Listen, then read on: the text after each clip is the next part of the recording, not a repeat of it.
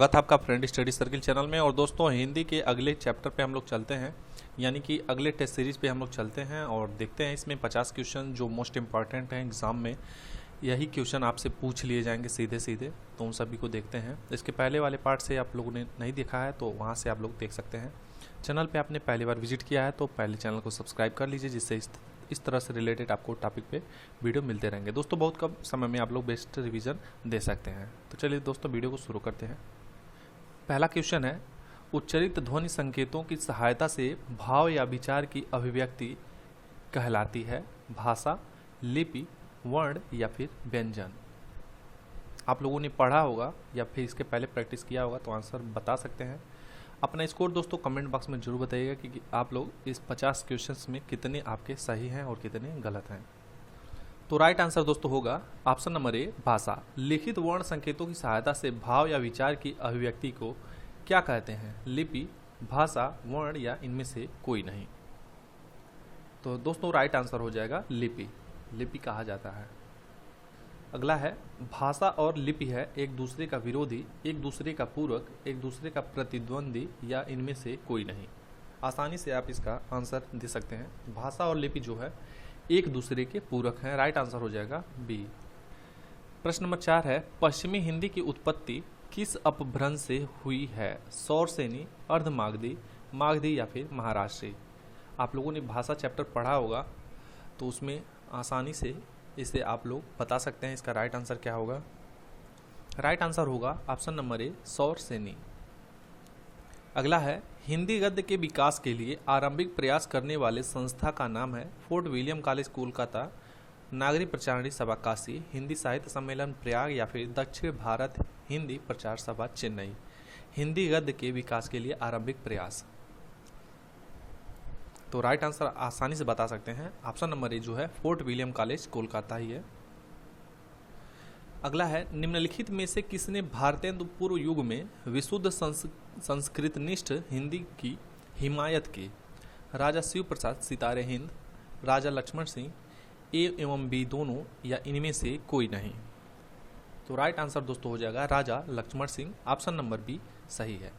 भारत संघ की राजभाषा है हिंदी, अंग्रेजी, ए एवं बी दोनों इनमें से कोई नहीं। तो आपने पढ़ा होगा, यदि पॉलिटी संविधान पढ़ा होगा तो उसमें अनुच्छेद 343 से 351 तक बताया गया है भाषा के बारे में।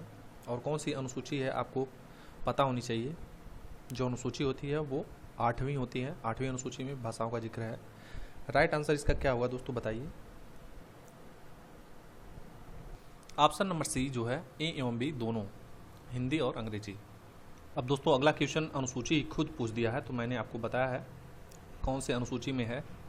तो राइट आंसर आप बता सकते हैं। ऑप्शन नंबर डी जो होगा, अष्टम अनुसूची यानी 8वीं अनुसूची, 22 प्रादेशिक भाषाओं की बताया गया है। अगला है, हिंदी भाषी प्रांत में शामिल नहीं है बिहार, उत्तर प्रदेश, मध्य प्रदेश, पंजाब। तो राइट आंसर दोस्तों हो जाएगा पंजाब। बाकी हिंदी भाषी प्रांत में बिहार है, मध्य प्रदेश है, उत्तर प्रदेश, ये तीनों स्टेट हैं। 8वां विश्व हिंदी सम्मेलन 2007 ईस्वी का आयोजन स्थल था दिल्ली, लंदन, मॉरिशस या न्यूयॉर्क। तो ये करंट में भी पूछ लिया जाता है, आप लोग इसे करंट में भी देख सकते हैं। वैसे इसका आंसर दोस्तों राइट आंसर हो जाएगा ऑप्शन नंबर डी, न्यूयॉर्क। अगला है, व्याकरण क्या है? भाषा के नियम, भाषा का उद्भव, भाषा का विकास या इनमें से कोई नहीं। आसानी से बता सकते हैं। राइट आंसर होगा आपका भाषा के नियम। जो भी त्रुटियां की जाती हैं, किस तरह से लिखा जाएगा, सारी चीज़ें जो हैं हम लोग व्याकरण के दृष्टिकोण से ही पढ़ते हैं, उसी में सारी चीज़ें बताई गई रहती हैं। तो भाषा का नियम है। हिंदी वर्णमाला में वर्णों की संख्या है 30 के आसपास, 40 के आसपास, 50 के आसपास या 60 के आसपास। राइट आंसर दोस्तों हो जाएगा 50 के आसपास। आप लोग बता सकते हैं। वर्ण किसे कहते हैं? ध्वनि को, शब्द को, छंद को या इनमें से कोई नहीं। तो ये भी आसान आंसर है, बता सकते हैं। ध्वनि को ही वर्ण कहते हैं। अनुनासिक का संबंध होता है केवल नाक से, केवल मुंह से, नाक और मुंह दोनों से, इनमें से कोई नहीं। बहुत इंपॉर्टेंट क्वेश्चन है दोस्तों, स्टूडेंट जो है कंफ्यूज हो जाते हैं। तो इसमें अनुनासिक में दोनों होते हैं, मुंह और नाक दोनों से जो है साउंड आता है। अगला है, अनुनासिक व्यंजन कौन से होते हैं? वर्ग के प्रथमाक्षर, वर्ग के तृतीयाक्षर, वर्ग के चतुराक्षर या वर्ग के पंचमाक्षर? तो राइट आंसर दोस्तों होगा वर्ग के पंचम अक्षर जो होते हैं वही अनुनासिक व्यंजन होते हैं। जैसे क ख ग घ अंग, आपको पता होगा अंग जो है य है। शुद्ध वर्तनी का चयन कीजिए। आसानी से बता सकते हैं परीक्षा कैसे लिखा जाएगा। ऑप्शन नंबर आपका जो डी है वो इसका राइट आंसर हो जाएगा।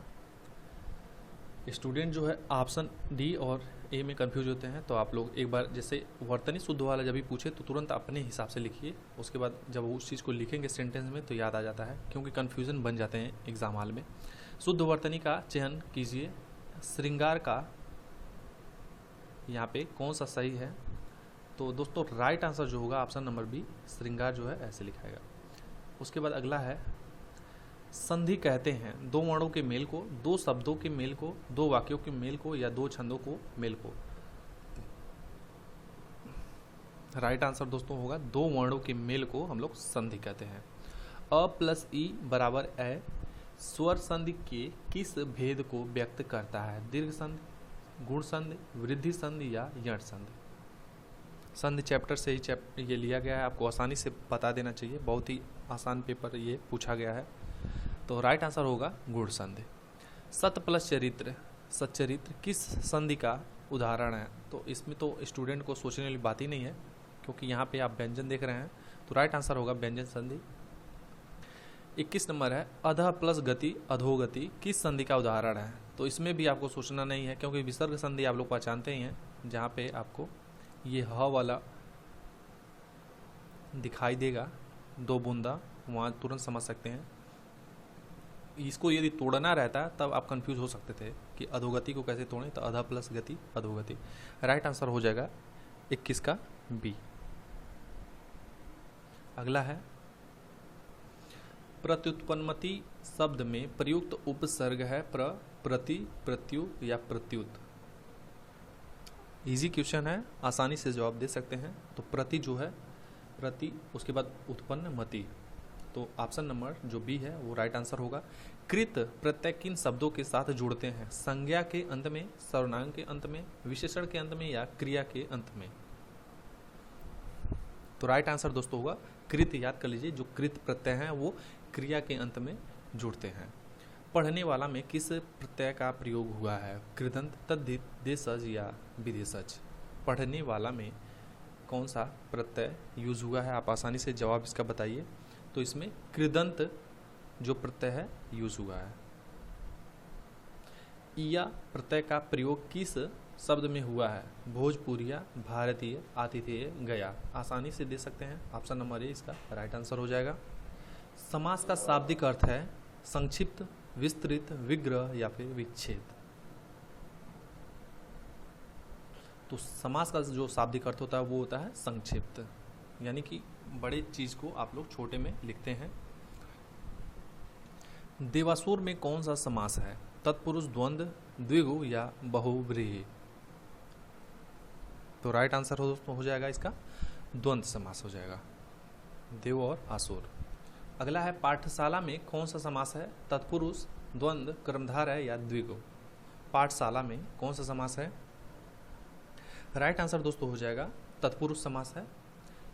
Option number A. तत्सम शब्दों का स्रोत है संस्कृत, अरबी, फारसी, अंग्रेजी? तो आसानी से जवाब है ऑप्शन नंबर ए संस्कृत। संधि शब्द है तत्सम, तद्भव, देशज या विदेशज? आसानी से इसका भी आंसर आप दे सकते हैं। तो जो संधि है वो तत्सम शब्द है। मगही शब्द है तत्सम, तद्भव, देशज या विदेशज? तो इसका भी जो दोस्तों राइट आंसर होगा ऑप्शन नंबर ए तत्सम। मगही जो है तत्सम शब्द है। निम्नलिखित में कौन सा शब्द तत्सम है? उद्गम, खेत, कोट, अजीब? तो उद्गम जो है ये द पे जो हलंत लगा है ये आपका तत्सम शब्द है। बाकी ये जो खेत, कोट, अजीब जो है ये सब तत्सम नहीं है। अगला है खिचड़ी शब्द किसका उदाहरण है? तत्सम का, तद्भव का, देशज का या विदेशज का? तो राइट आंसर दोस्तों हो जाएगा तद्भव का। खिचड़ी शब्द जो है तद्भव का उदाहरण है। लोटा शब्द है तत्सम, तद्भव, देशज, विदेशज? राइट आंसर दोस्तों हो जाएगा लोटा जो है वो देशज शब्द है। फिर अपील का पूछ रहा है, अपील शब्द है तत्सम तद्भव देशद विदेशद, तो अपील जो है इंग्लिश वर्ड है खुद ही में, तो आप आसानी से इसका जवाब दे सकते हैं। राइट आंसर जो होगा विदेशज। लालटेन ये भी अंग्रेजी में ही लिखा जाता है, तो यानी विदेशी शब्द है। आसानी से ये सब जवाब दे सकते हैं। तत्सम तद्भव एक बार चैप्टर आप पढ़ लेंगे, हर एक वर्ड आसानी से क्लियर हो जाएगा। अगला है कमल किस प्रकार का शब्द है? रूढ़, यौगिक, योग रूढ़ या इनमें से कोई नहीं। तो जब आप लोग शब्द वाला चैप्टर पढ़ेंगे तो रूढ़, यौगिक और योग रूढ़ ये तीनों जब क्लियर कर लेंगे तो आसानी से जो कोई भी वर्ड होगा आसानी से उसे आप लोग बता सकते हैं। इसका राइट आंसर दोस्तों होगा रूढ़ शब्द है। अब जैसे यौगिक क्या होता है? दो शब्दों से मिलकर बना रहेगा, जैसे पाठशाला, विद्यालय, विद्या प्लस आलय। लेकिन कमल में किसको तोड़ेंगे? ये खुद ही में उत्पन्न वर्ड है। योग रूढ़ में जैसा दोस्तों होता है कि दूसरा चीज़ कहा जाए, जैसे अब बहुत समास आप लोग पढ़े, बहुब्रीहि समास पढ़े होंगे। एक तरफ से पर्यायवाची का भी नाम दे सकते हैं, जैसे पर्यायवाची किसी वर्ड का होता है। केवल समझने के लिए बता रहा हूँ। अब यहाँ पे देखिए, यहाँ से क्लियर हो जाएगा पाकशाला किस प्रकार का शब्द है? तो रूढ़, यौगिक या योग रूढ़ आसानी से आप बता सकते हैं। राइट आंसर आपका यौगिक हो जाएगा। दशानन किस प्रकार का शब्द है? रूढ़, यौगिक, योग रूढ़ इनमें से कोई नहीं। यहाँ से आपका क्लियर हो जाएगा। तो ये दशानन जो है योग रूढ़ शब्द है। और दशानन किसे कहते हैं? तो रावण को कहते हैं। ऑप्शन नंबर सी जो है इसका राइट आंसर हो जाएगा। निम्नलिखित में विकारी शब्द कौन सा है? आज, यथा, परंतु, लड़का।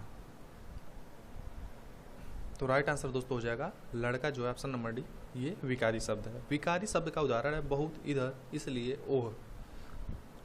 तो राइट आंसर होगा बहुत। बहुत जो है विकारी शब्द है। विकारी, अविकारी कौन होंगे? ये जब आप ये ग्रामर में चैप्टर पढ़ेंगे तो वहीं से आपके क्लियर होंगे। संज्ञा, सर्वनाम, विशेषण, क्रिया विशेषण ये जो होते हैं, इन सब में जो भी आएंगे वो विकारी शब्द होते हैं। सुरभि का पर्यायवाची शब्द है गाय, भैंस, हरिण या सिंह। तो राइट आंसर दोस्तों हो जाएगा ऑप्शन नंबर ए, गाय का पर्यायवाची जो होता है वो सुरभि होता है। दुकुल का पर्यायवाची शब्द है कपड़ा, धरती, नभ, अंतरिक्ष। बहुत इजी है, आप आसानी से बता सकते हैं। थोड़ा सा भी एक बार भी पढ़े होंगे। तो दुकुल जो है कपड़ा का पर्यायवाची होता है। प्राची का पर्यायवाची शब्द है पूर्व, पश्चिम, उत्तर, दक्षिण। तो राइट आंसर प्राची मतलब पूर्व। हिमाद्री का पर्यायवाची शब्द है हिमांशु, हिमालय, हेमंत, हिम। तो राइट आंसर हो जाएगा हिमालय। हिमाद्री का जो पर्यायवाची होता है वो हिमालय होता है। रत्नाकर का पर्यायवाची शब्द है समुद्र, सोता, समाधि या संसार। तो रत्नाकर का जो दोस्तों पर्यायवाची होता है वो समुद्र होता है, यानी समुद्र का पर्यायवाची रत्नाकर। अलाव का पर्यायवाची शब्द है अंगीठी, जल, धरती, आकाश। आसानी से बता सकते हैं, अंगीठी को कहते हैं, या अंगीठी का पर्यायवाची जो है अलाव होता है। विपुल का पर्यायवाची शब्द है बहुत, समान, कम या फिर छोटा। तो राइट आंसर दोस्तों हो जाएगा विपुल का बहुत। रसाल का पर्यायवाची शब्द है आम, नींबू, इमली, जामुन। तो आसानी से आप बता सकते हैं 49 का ऑप्शन नंबर ए, आम। सौगात का पर्यायवाची शब्द है परिणय, भेंट, परिणाम या प्रेम। तो ये भी बहुत ही सरल तरीके से इसका आंसर दे सकते हैं। जो सौगात होता है वो भेंट कहते हैं, यानी कि मैं आपको ये सौगात में दे रहा हूँ, ये आपको भेंट में दे रहा हूँ, बाकी ये तीनों नहीं होंगे। तो दोस्तों ये 50 क्वेश्चन आज आपके लिए रहे। आप लोग कभी भी ये 15 मिनट समय निकाल के आसानी से देख सकते हैं और यहीं से सीधे आपसे क्वेश्चन पूछ लिए जाते हैं।